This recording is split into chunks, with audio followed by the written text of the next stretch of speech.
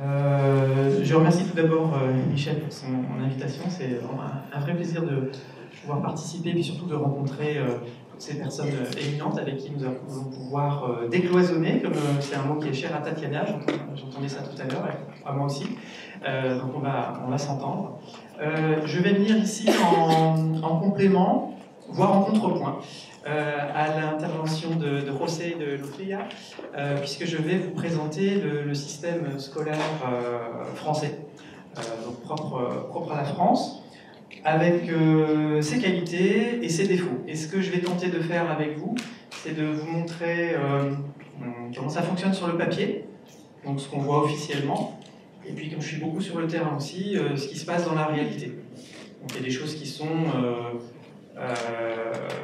qui peuvent porter à questionnement. Des choses positives aussi, rassurez-vous, c'est pas parce que je suis français que je suis toujours négatif.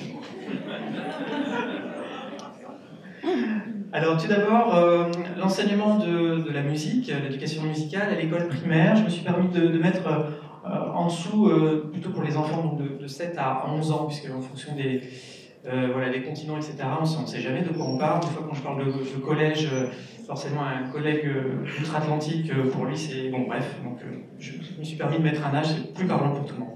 On va commencer d'abord par parler de ce qui nous intéresse le plus, c'est-à-dire les enfants puis les adolescents.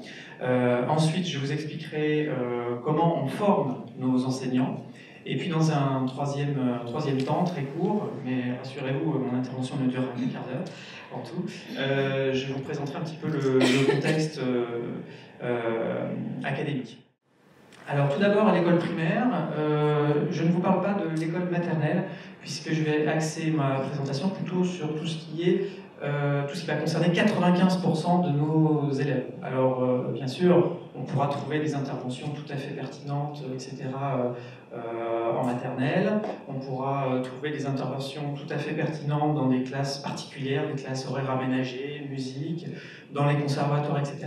Mais moi, je préférais vous parler plutôt de ce qui concerne, ce qui est obligatoire d'ailleurs, et ce qui concerne 95% de nos élèves. Alors, à l'école primaire, donc là, voilà une photo de Morgane, qui est une jeune musicienne intervenante. Alors, vous savez que la musique est obligatoire dans les programmes à l'école primaire, donc ça c'est une bonne chose.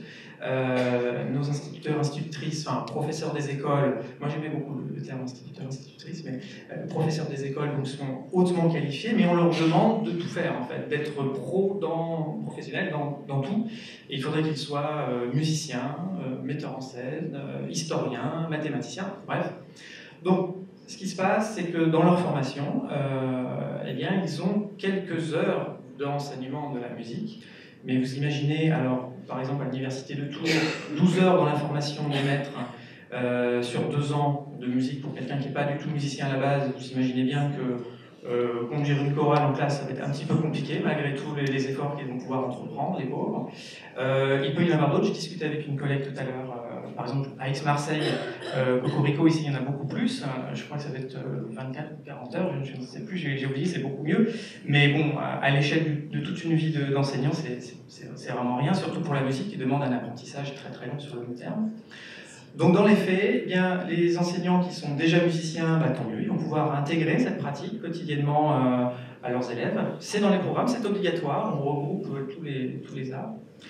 Mais heureusement, il existe aussi un professionnel reconnu par un diplôme universitaire qu'on appelle le musicien intervenant. Et ces musiciens intervenants, ils sont formés donc dans les CFMI, je vous ai mis le logo là du CFMI, Centre de formation des musiciens intervenants. Ils sont formés dans des universités, une petite dizaine en France. Et leur formation consiste à justement pouvoir transmettre la musique, faire pratiquer la musique dans les écoles primaires. Alors, ils ne sont pas professeurs, ils sont musiciens, tout, déjà c'est une bonne chose, intervenants, donc vraiment spécialistes aussi en pédagogie, mais ils interviennent dans les classes des enseignants, dans les classes des professeurs des écoles. Et normalement, en collaboration avec eux, puisqu'à la fin de l'année, ils présentent un projet devant toute l'école, et ça concerne 1 heure par semaine, plus un projet collectif, et pour toutes les classes. Alors, ça a l'air beau comme ça, sauf que ça demande de l'argent. Et comment sont-ils rémunérés? Ils ne sont pas fonctionnaires, ces musiciens intervenants. Ils sont employés en général par les mairies. Donc vous devinez que dans les municipalités dans lesquelles on veut mettre l'accent sur l'éducation musicale, eh bien super, il existe tout ce qu'il faut, il y a des gens qui sont formés pour ça, qui le font très très bien. Et puis dans les municipalités dans lesquelles eh bien, on n'a pas envie de mettre l'accent là-dessus, on n'a pas les moyens de mettre l'accent là-dessus, il n'y a pas de musique, tout simplement. Qu'est-ce qu'ils font justement ces élèves? Ils vont beaucoup chanter, et bien sûr c'est l'instrument principal, la voix. Ils vont beaucoup chanter, ils vont aussi apprendre à écouter de la musique. C'est peut-être quelque chose qui est un petit peu particulier au système français, c'est que il y a ce terme souvent qui vient dans la bouche de l'inspecteur général, Vincent Mestracci, qui dit que la musique, ça doit être l'instrument par lequel on va former les citoyens du sonore. Alors ça paraît un peu comme ça, mais en fait, j'aime bien finalement cette expression. C'est pas parce que c'est l'inspecteur général qui l'a pondu, hein. Ça m'est égal, il ne m'inspecte pas, moi. Mais non, j'aimais bien ça. Donc, on apprend bien sûr à chanter, on apprend voilà, à mouvoir son corps dans l'espace, à utiliser son corps, bien sûr, tout ce qui est percussion, qu'elles soient corporelles ou des vraies percussions, mais dans une école où il n'y a pas d'argent, on peut très bien faire des percussions corporelles, ça marche très, très bien aussi. Mais aussi, on apprend à devenir mélomane, c'est-à-dire à distinguer les différents phénomènes musicaux, mettre des termes adéquats dessus, de façon à pouvoir aller plus loin et à découvrir plus la musique. En collège, c'est différent, c'est le complément, et ce qui est différent, c'est que là, par contre, c'est obligatoire. Il y a 1 heure de musique obligatoire par semaine dans tous les collèges de France, que ce soit dans le privé ou dans le public. Donc ça, déjà, c'est une bonne chose. Et il était question, il y a quelques années, que ça soit modifié. Et là, autant de temps en temps, c'est difficile de faire avancer la machine d'éducation nationale. Mais quand il s'agit de retirer des choses, l'inertie fait aussi que les mauvaises choses ne passent pas non plus. Voilà, donc au moins on joue encore de la musique, et voilà, et donc le ministre actuel, bon, le ministre à bouge, mais le ministre actuel est vraiment très très sensible justement à l'enseignement de la musique. Donc on est un peu moins inquiet en tout cas pour l'immédiat. En collège, 1 heure de musique par semaine obligatoire, donc par des enseignants qui sont professionnels. Ils passent un concours qui s'appelle le CAPES.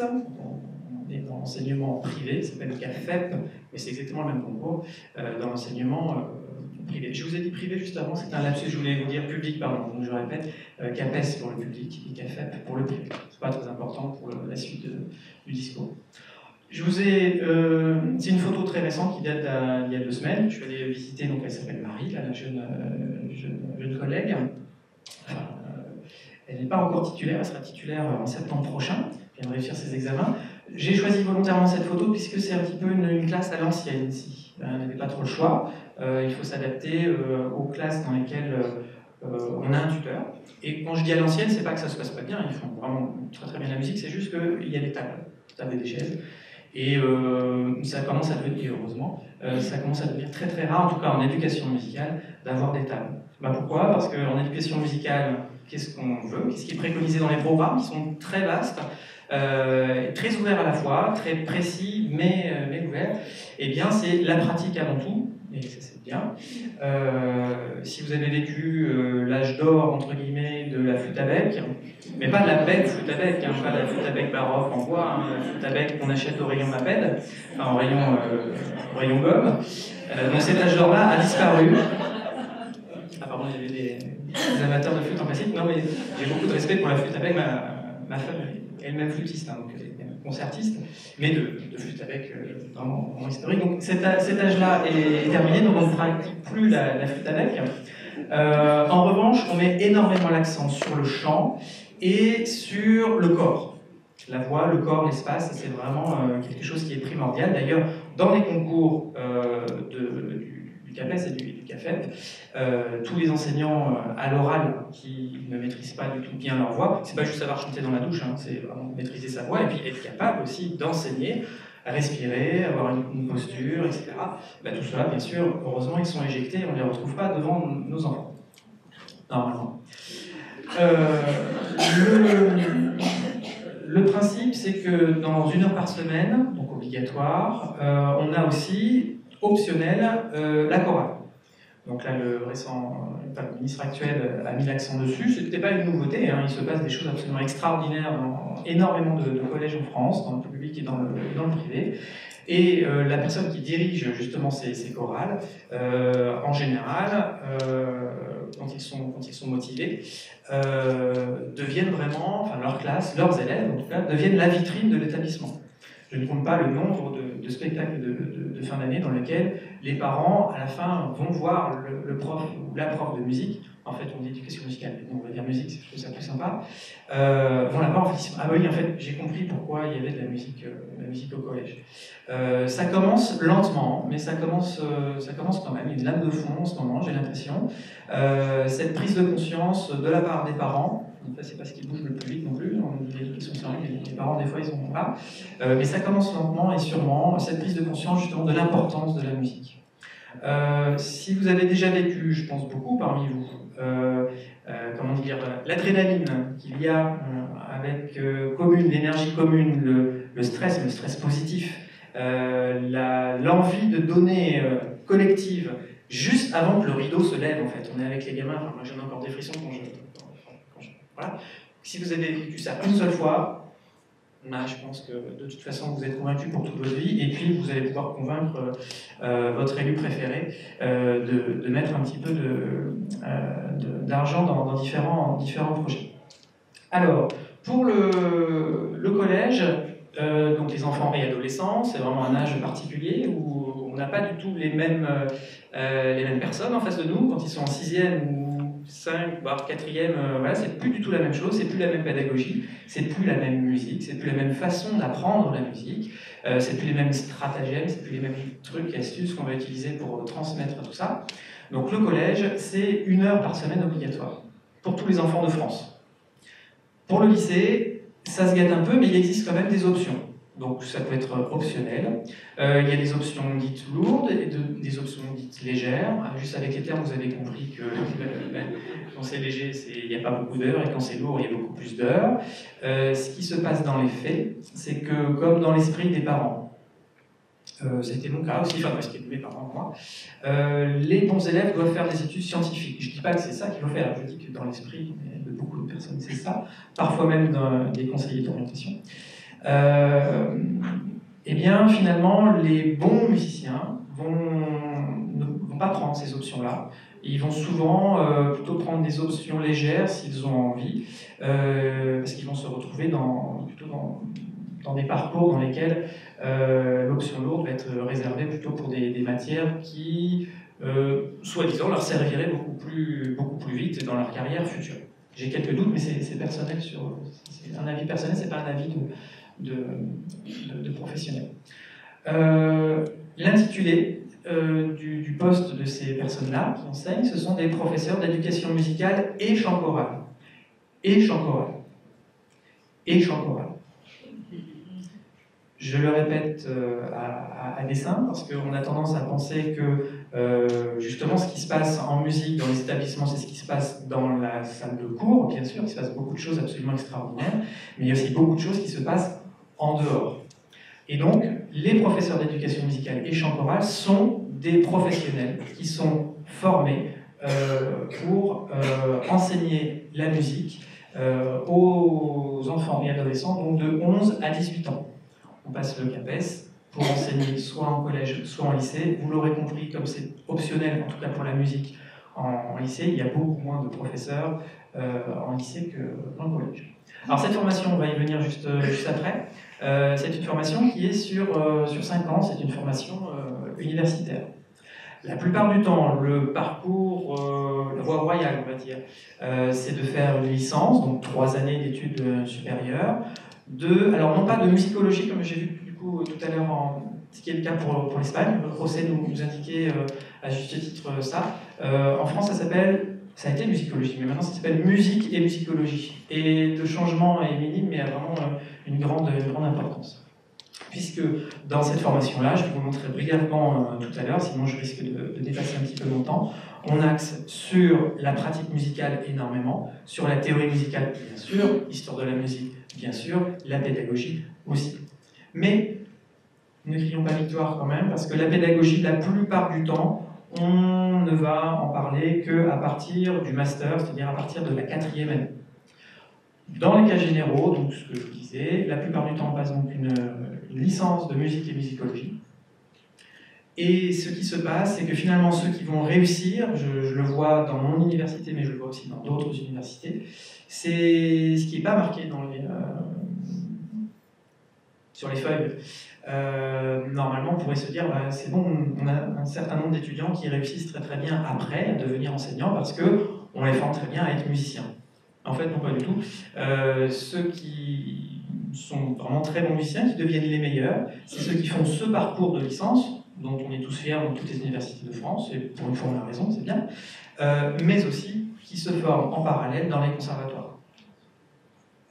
Donc ça, c'est quelque chose en général qu'on ne dit pas, mais c'est un fait. Donc finalement, c'est une formation qui est un peu camouflée, un peu cachée, mais beaucoup, alors certains non, hein, j'ai eu des exemples, hein, beaucoup d'exemples, hein, des exceptions, des gens qui ont commencé la musique en arrivant en licence et qui sont devenus vraiment de assez bons musiciens et excellents pédagogues.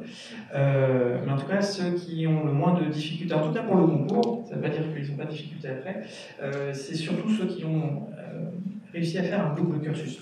Quand je dis conservatoire, je veux dire aussi école de musique, ce qu'on appelait avant école de musique, hein, que ce soit conservatoire de région ou conservatoire municipaux. Le concours national, c'est donc le CAPES. Donc dans ces formations, on alterne entre une formation vraiment très théorique, comme ici, là par exemple, ils sont en train d'étudier le chant grégorien et puis tout un pan de l'histoire de la musique. Et là, le lendemain, c'est pour ça que j'ai pris exactement les mêmes étudiants, là ils sont en train de mettre en pratique un apprentissage là c'était un chant d'ailleurs, je me souviens, avec des élèves. Donc là c'était des élèves de 4e. On les prépare aussi pendant toutes ces années à diriger un chœur, puisqu'ils vont être amenés à passer le concours de professeur d'éducation musicale et chant choral. Et on leur apprend aussi à arranger, c'est la partie un petit peu technique, à arranger des chants pour un orchestre, puisque là je vous ai parlé que du chant parce que c'est ce qui se voit le plus, mais vous savez tous, on a toujours un ou deux, voire trois, voire plus, si vraiment vous êtes dans un milieu très favorisé, des enfants qui sont musiciens, et bien sûr le professeur d'éducation musicale en général va essayer de les mettre en valeur en cours et aussi pendant les spectacles. Alors juste pour aller vite, certains aiment bien en parallèle d'une présentation se renseigner, etc. Enfin, comme les étudiants, beaucoup maintenant aiment bien consulter des choses sur Internet pendant qu'il y a un discours. Si le discours ne va pas assez vite, bon, bah, voilà l'endroit où vous pourrez trouver toutes ces informations. Alors, pour le monde dans l'enseignement, c'est peut-être quelque chose à souligner. J'ai pas assez parlé des ESP, l'École supérieure de professorat et d'éducation, qui sont des entités un petit peu complexes, mais je vais essayer de le dire très simplement en 2 mots. Ça a remplacé les IUFM. Et dans ces ESP, en fait, donc c'est une formation universitaire, ces ESP sont rattachés à des universités, mais il faut intervenir des personnes d'horizons vraiment très très variés. Et ça, c'est ce qui fait la richesse justement de ces formations des professeurs d'éducation musicale. Alors, des enseignants de terrain, ça c'est quand même une bonne chose, parce que c'est quand même, c'est pour ça que je les ai mis en premier d'ailleurs, c'est un petit peu ce sur quoi doit reposer en tout cas, à mon avis, toute formation universitaire, même si l'universitaire, on aime bien croire qu'on est au-dessus, mais non, je pense que les enseignants de terrain en collège, c'est vraiment la colonne vertébrale. Les tuteurs terrain, ce sont des enseignants aussi de collège, mais qui là vont suivre aussi les étudiants en stage, des universitaires, des formateurs académiques, des tuteurs SP, qui vont avoir un recul un petit peu plus scientifique sur la didactique. Des professionnels de la scène, alors ça moi j'aime beaucoup, faire intervenir justement des réels chanteurs, des vrais metteurs en scène, c'est vraiment, vraiment important pour garder cette partie artistique. Et puis des inspecteurs académiques, donc à Tours on en fait intervenir 3, celui de notre académie, Orléans-Tours, et puis il y en avait 2 à Nantes, donc les deux de Nantes. C'est quand même des personnes qui voient peut-être dans l'année 200 professeurs d'éducation musicale, et ça tous les ans. Donc ils ont un tout petit peu une vision globale de ce qui se passe dans les collèges. Ça m'intéresse d'avoir leur vision dans la formation. Alors, ces formations, elles doivent être vraiment ouvertes. Je ne vais pas m'appesantir là-dessus, mais Il y a toujours, on a bien cloisonné les choses en France, donc de temps en temps vous verrez dans certaines académies des scissions, voire des guerres fratricides, c'est assez étrange, mais bref, c'est comme ça, entre les SP et les universités. Bon, j'ai de la chance chez moi, ça se passe pas comme ça. Avec les CFMI, je vous ai parlé tout à l'heure du centre de formation des musiciens intervenants. Eh bien, logiquement, il devrait y avoir normalement des points d'accroche entre ces formations. D'ailleurs, vous le savez tous, mais le cycle 3, justement, est à cheval entre l'école primaire et le collège, donc ça s'adresse aux mêmes élèves. Et puis surtout, ça c'est vraiment typiquement français, cette cloison qui est entre le public et le privé. Donc moi j'aime bien justement décloisonner ça et puis faire intervenir aussi les ISFEC. On a aussi des formations communes ensemble. Juste à la fin de ces formations, on s'aperçoit juste que nos étudiants qui sont dans le public voilà, avaient des visions assez comment dire, olé olé de leurs collègues du privé. Et inversement aussi, donc à la fin de ces semaines communes, en général, ils repartent avec des idées de l'utilisation. Alors juste pour terminer mon propos, parce qu'on va voir l'intervention de Jonathan, qu'on attend tous avec impatience.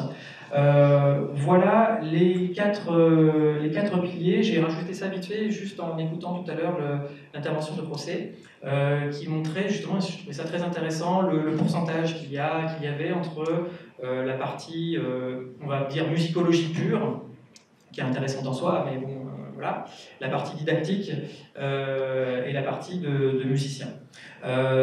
Dans les masters en général, enfin, en tout cas, on va essayer de construire comme ça, on apporte bien sûr une part très importante à ce qui est le corps, la voix, la présence, c'est pour ça que je l'ai mis tout en haut. Ça représente à peu près un quart de la formation, ce qui est beaucoup en master encore. Hein.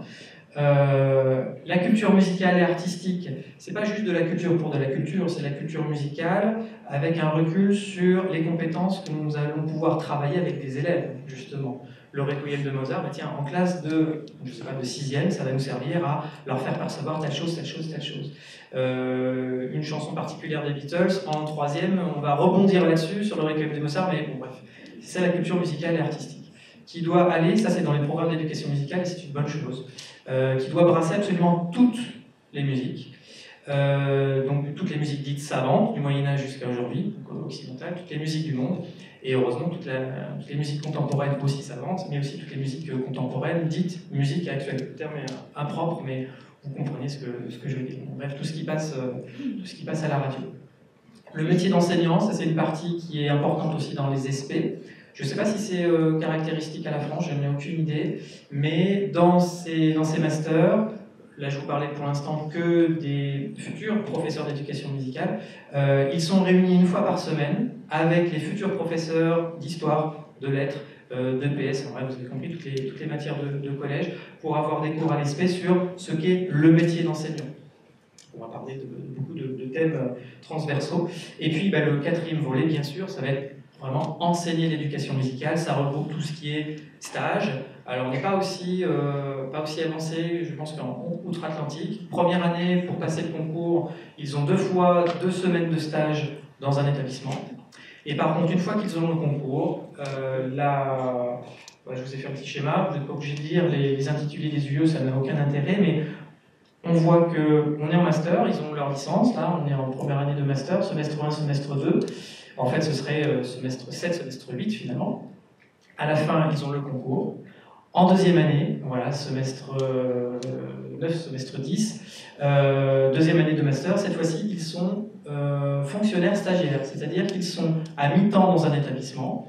Ils vont enseigner 9 heures par semaine, puisque le temps complet c'est 18 heures dans un collège pour les certifier. Et les autres 9 autres heures, puisqu'ils sont payés plein temps, hein, ils sont payés donc 1550 € net, ça fait, si vous voulez faire la conversion. C'est 2 fois moins qu'outre-Atlantique, mais c'est comme ça. Et bien la deuxième moitié de leur service, ils vont le faire à l'ESP, à l'université, à prendre des cours justement de pédagogie. On va rebondir sur leur expérience. Donc là, c'est vraiment cette année-là où ils vont réellement découvrir ce qu'est le métier d'enseignant. Parfois trop tard. Là, on a des progrès à faire. Il faudrait que vraiment, dès la licence, on puisse, dès le début, leur montrer ce que c'est. Et donc, à la fin de tout ça, ils auront un mémoire universitaire pédagogique, vraiment axé sur la pédagogie à faire, et ils pourront repartir heureux en étant mutés, malheureux, là, quand on est dans le public en tout cas, en général en Seine-Saint-Denis quand on débute, moi j'ai commencé en Seine-Saint-Denis aussi, avec un master en poche, plus un poste qu'ils vont pouvoir garder jusqu'à la fin de leur carrière, qui ne dure plus 42 ans maintenant, en général on change de métier, tous les 10 ans, non pas parce qu'ils n'aiment plus leur métier, mais je le vois avec tous mes étudiants, des fois on a fait le tour, donc ils peuvent faire autre chose, mais c'est des carrières de vie tout à fait intéressantes. Voilà, et le mémoire universitaire qui leur permet de commencer leur carrière en ayant déjà, enfin, tentant d'avoir un recul sur leur pratique pédagogique. Voilà. Je ne vais pas m'appesantir plus longtemps. On attend avec patience l'intervention de Jonathan. Si vous avez des questions, surtout n'hésitez pas. Je ne vous ai pas parlé de plein de cas particuliers. Si vous avez besoin, tout à l'heure, je pourrais répondre à tout ça. Je crois qu'il y a un temps de questions, mais plutôt à la toute fin du colloque. Merci de votre attention.